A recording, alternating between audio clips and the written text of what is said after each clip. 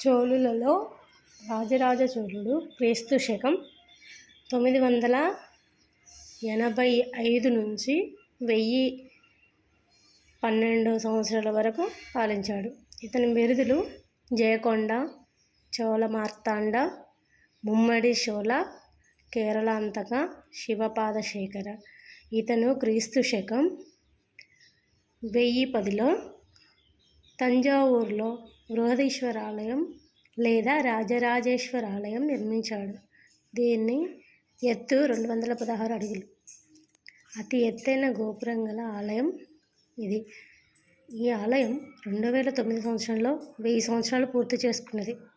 క్రీస్తు శకం 1010లో నిర్మాణం పూర్తి.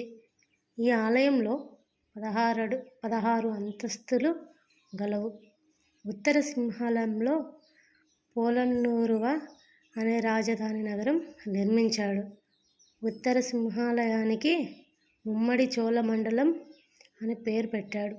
వెంగి పాలకుడు రాజరాజ నరేంద్రుడుకు తన కుమార్తె కుందవ్వనిచ్చి వివాహం జరిపించాడు.